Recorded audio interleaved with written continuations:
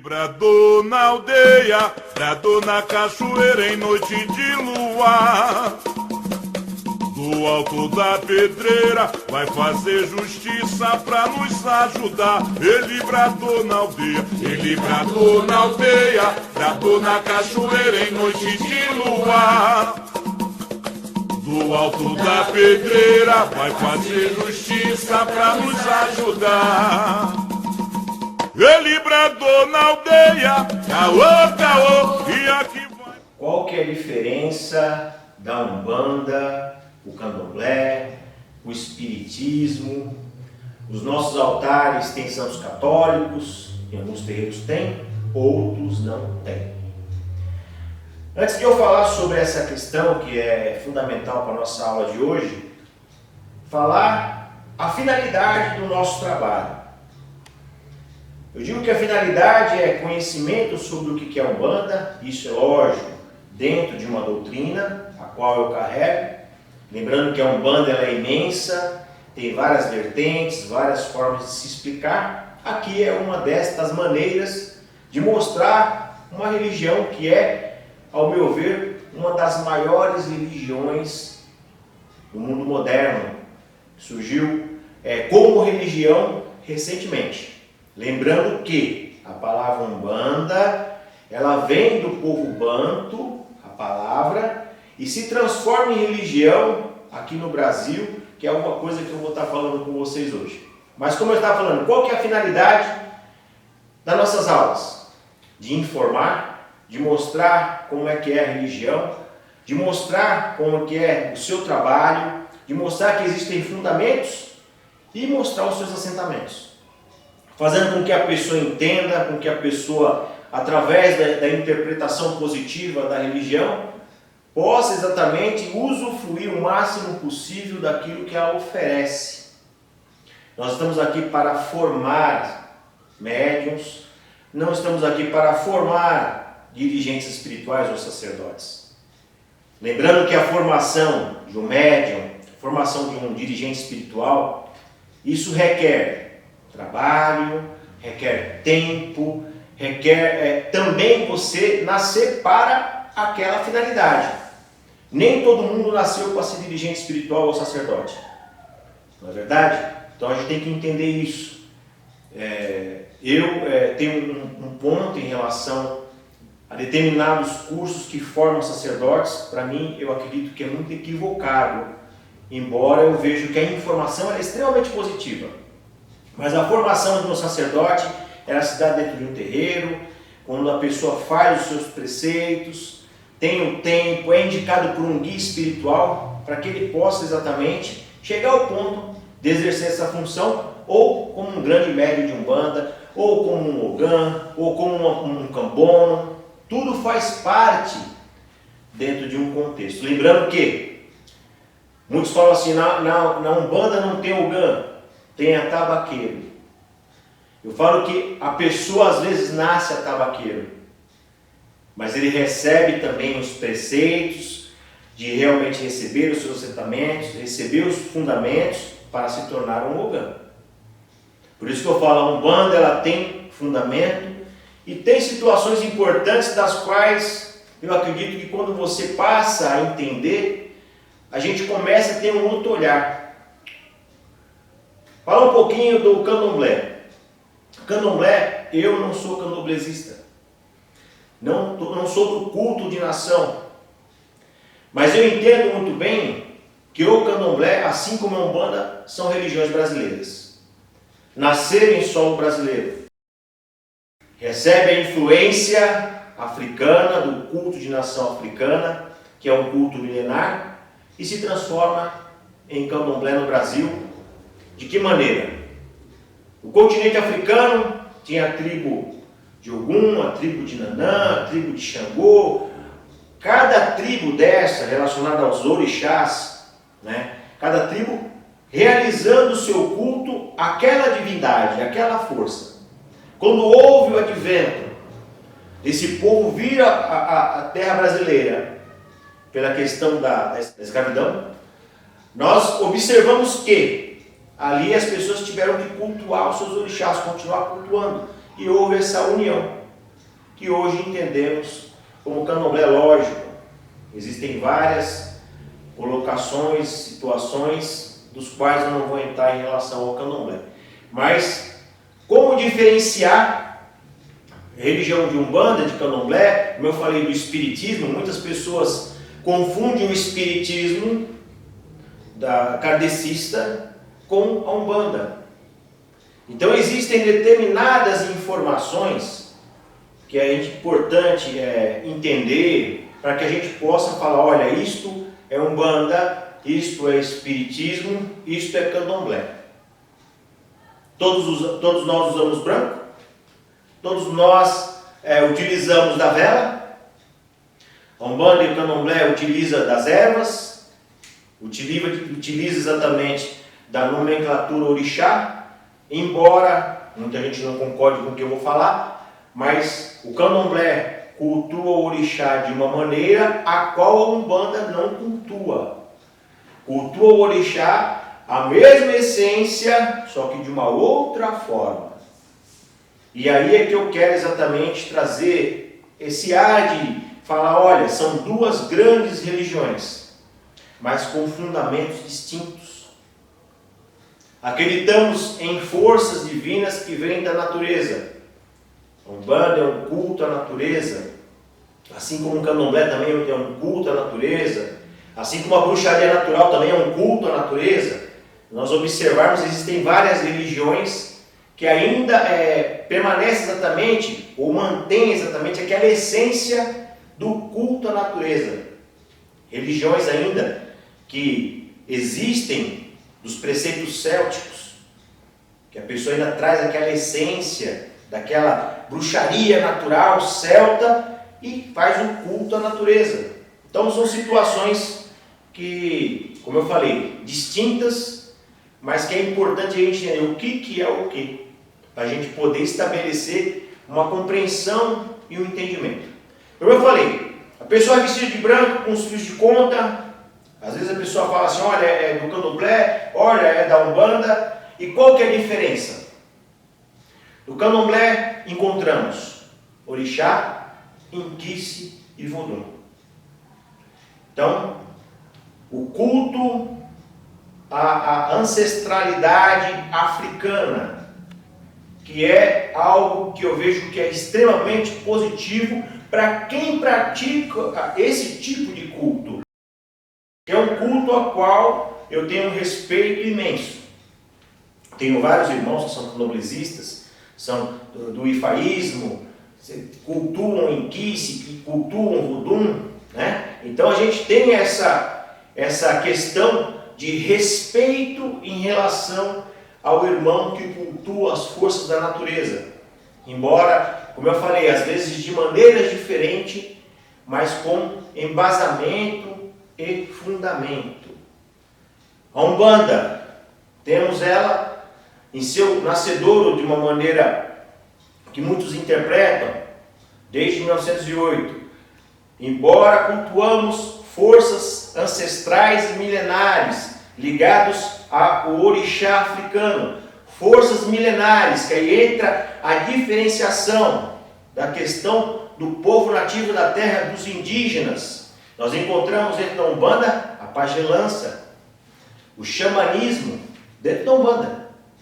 A umbanda é xamânica, a umbanda está voltada a essa questão? Não, a umbanda ela tem dentro dela, através do caboclo que se manifesta, também o xamanismo, também a pagelança. Ah, mas a umbanda, encontramos também dentro da umbanda o espiritismo.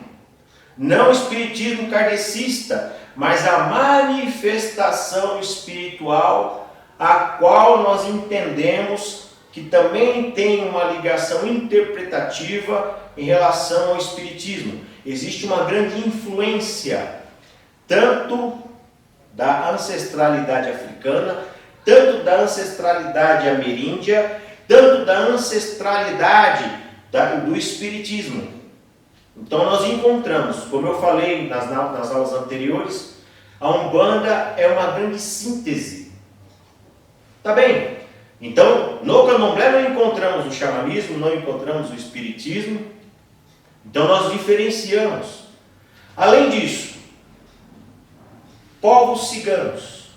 Encontramos dentro da Umbanda o povo do Oriente, ligado aos ciganos. Encontramos ainda simbologias, características interpretativas que você encontra no Egito. Encontramos ainda dentro da Umbanda a questão da explicação dos chakras. Os nossos guias, quando dão os seus passes, eles trabalham exatamente o que? Os centros de força, os nossos chakras, para que a gente possa exatamente receber os influxos que vêm da natureza. Então essa força espiritual, essa força que existe dentro da Umbanda, ela transcende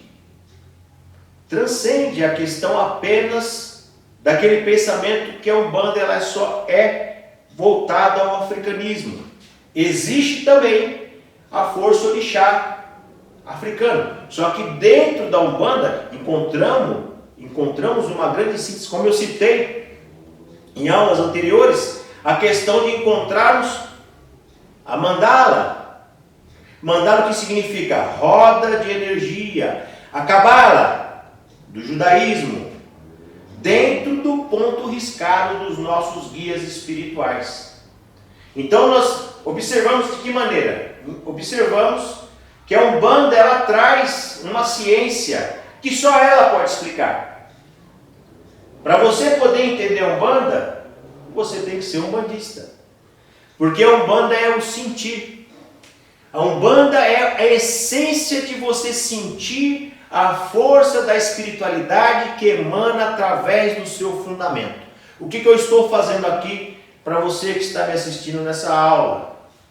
Estou fundamentando a Umbanda. Olha, de que maneira? Estou falando que a Umbanda, ela traz na sua essência características das quais só ela possui. Nós não vamos encontrar dentro do Espiritismo os elementos que existem dentro da Umbanda. Não vamos encontrar no Candomblé os elementos que existem na Umbanda. Além disso, encontramos dentro da Umbanda o nosso altar. Muitos dos terreiros têm em seus altares santos católicos. A imagem de Jesus de braços abertos, nosso Pai Oxalá. Lembrando que quando a gente fala tanto dos santos católicos, ou dos orixás africanos, ou da imagem de Jesus Cristo de braços abertos dentro em nossos altares, representando Oxalá, é um ícone, ou são ícones para nós identificarmos a força a qual nós estamos reverenciando. O orixá transcende a imagem. O orixá transcende, às vezes, aquilo que nós estamos olhando naquela imagem de gesso. Ou naquela imagem, muitas vezes, africanizada. Porque a força orixá, a força da energia que vem da criação para nós, como eu falei, dentro deste conceito religioso de Umbanda, é uma força que não tem cor, é uma força que não escolhe uma nação, é uma força que está no planeta Terra, oferecendo a cada ser humano um poder de fazer com que ele possa evoluir através da interpretação da sua energia, da sua vibração, do seu poder. Então, entendamos que todo tipo de ícone tem que ser respeitado.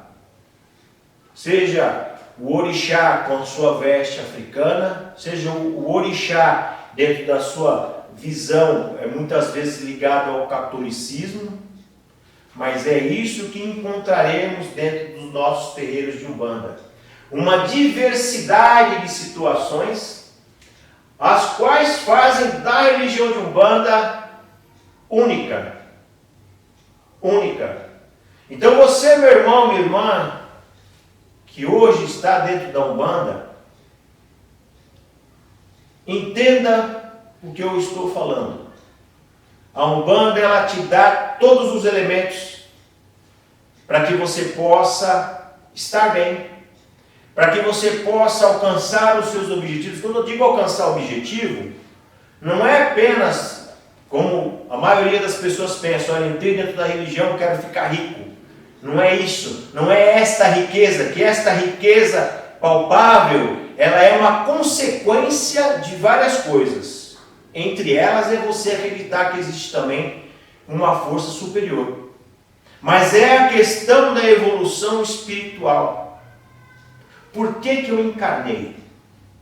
Qual que é o motivo de eu estar encarnado, de eu estar vivendo aqui nesse planeta, passando por adversidades, passando por situações que muitas vezes são dolorosas? Então, a pergunta que eu estou fazendo, respondo que, quando você tem uma força espiritual que te sustenta, você não só compreende a importância da sua encarnação, como você consegue passar por qualquer obstáculo que apareça em sua vida. Felicidade, tranquilidade, paz de espírito. A questão da meditação, por exemplo. A meditação ela existe dentro da Umbanda. Você entrar no estado meditativo, que é algo totalmente oriental. Então nós observamos que ferramentas existem dentro da Umbanda. Encontramos a fitoterapia, que ela é tão importante dentro do entendimento da utilização das ervas, não só dentro do conceito religioso, mas também dentro do conceito de você fazer um tratamento através desse tipo de trabalho. A cromoterapia, por exemplo, encontramos as cores dentro da Umbanda. Ah, mas é algo esotérico? Ah, mas é algo que está fora? Não, dentro da Umbanda você encontra isso. A radiestesia, tão conhecida e falada hoje em dia, encontramos dentro da Umbanda, porque nada mais e nada menos, os assentamentos que são feitos dentro do terreiro, o posicionamento dos elementos que são colocados lá, é exatamente o quê? Trabalhar um campo magnético, a qual os nossos guias trabalham muito bem. Seja com ponto riscado, seja posicionando uma vela. Isso é exatamente os magnetismos. Então, entendamos que a Umbanda, ela é vasta, ela é imensa. Tá? Na Umbanda temos altar. O altar é exatamente, dentro de uma interpretação comum, é o que liga ao alto. É ali que estão os fundamentos, as quartinhas com a força dos nossos orixás. É ali que entramos em contato, observando as imagens que lá estão, encontramos a força que sustenta os nossos trabalhos litúrgicos. É o momento que você está em conexão com a sua espiritualidade. É o momento que você vai encontrar forças para que você alcance os seus objetivos. É ali que a conexão, onde existe a manifestação dos nossos guias. Você está diante de um poder, de uma força, então você tem a manifestação chamada de incorporação. Então esta manifestação espiritual se dá quando você está de frente para uma força espiritual, a qual chamamos de altar. Tá bem? No Candomblé não tem altar. Olha a diferença. No Candomblé temos a cumieira, que fica no centro da roça. Ali é que é assentada a força do orixá que rege aquela casa. Então, é situações como essa que a gente entende o que é Candomblé e o que é Umbanda. Tá bem? Então, dentro da Umbanda, encontramos esses elementos, como eu falei, que fundamentam aquilo que ela é. O médium de Umbanda, ele é totalmente diferente do médium espírita. O médium espírita, na sua mesa kardecista, ele tem um tipo de trabalho. O médium, dentro do conceito do candomblé, ele tem um tipo de trabalho. E o médium de Umbanda, ele tem outro tipo de trabalho. O médium de Umbanda, ele foi feito para impactos espirituais. O que eu quero dizer com isso? Eu quero dizer que um médium, quando ele está preparado, lembrando que o preparo, ele principia pelo seu conceito. Se você acredita que existem forças que vão prejudicar, existem forças que estão ali para fazer com que você sucumba, com certeza você já começou abrindo uma lacuna para receber todas as vibrações e impactos da espiritualidade. O médium de Umbanda, ele saiu do alto, embaixo, à esquerda, à direita, tem o seu fundamento dentro da força da criação, isto fundamentado na sua vida, acreditando que tudo que existe na criação ele não nega, como eu já passei em aula anterior, tendo essa força consigo, não que ele se torne super médium, porque como eu falei, isso não existe.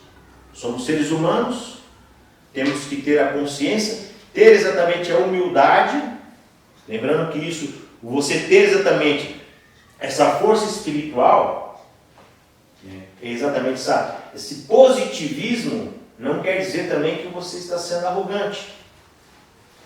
Ter esse positivismo quer dizer que você tem a compreensão que existe uma força que vai muito além do que outras religiões praticam.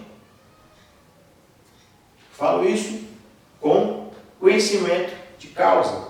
Nós temos tudo dentro da religião da Umbanda para poder trabalhar em qualquer tipo de campo e ajudar aquele irmão e irmã que está necessitado. É lógico, como eu falei, você médium que está me ouvindo agora, respeite o seu dirigente espiritual. Trabalhe dentro dos preceitos que ele pratica. Receba as iniciações, ou a maci, ou a apresentação ao orixá dentro do seu conceito. E realmente você vai ter todas as condições de trabalhar com seus guias de uma maneira firme para ajudar as pessoas que, porventura, vão estar passando em seu caminho. Vou passar aqui uma coisa para vocês. Dentro de um terreiro de Umbanda, nós vamos colocar aqui, temos aqui o altar.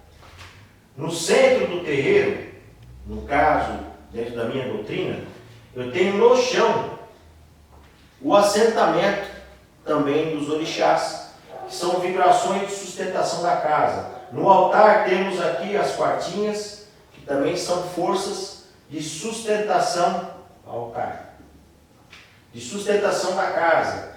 Aqui na entrada temos vibrações de proteção para o trabalho. Fora do terreiro temos a tronqueira,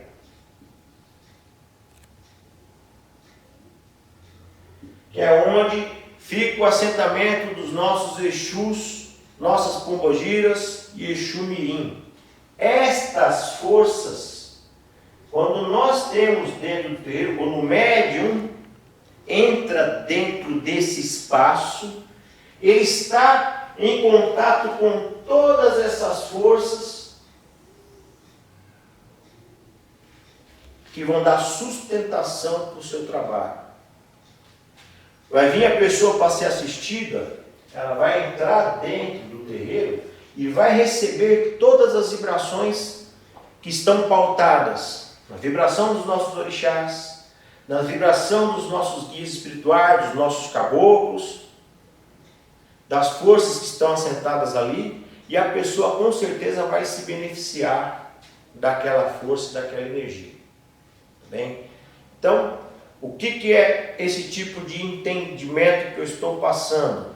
Isto é fundamentar um conceito de trabalho, entendendo que na Umbanda encontramos elementos que estão dentro desse contexto do qual eu já citei, e que são assentados dentro do terreiro de Umbanda. Lembrando que esse tipo de assentamento, você, meu irmão, minha irmã que está ouvindo, às vezes você pode ir a um terreiro e pode não encontrar. Está errado? Não. Como eu falei, existem várias formas de conceito de trabalho, de doutrina religiosa, que você, meu irmão e minha irmã, tem que entender, tem que respeitar esse tipo de acontecimento. Dentro do meu trabalho, dentro do terreiro a qual eu procuro fundamentar essas forças, tá bem?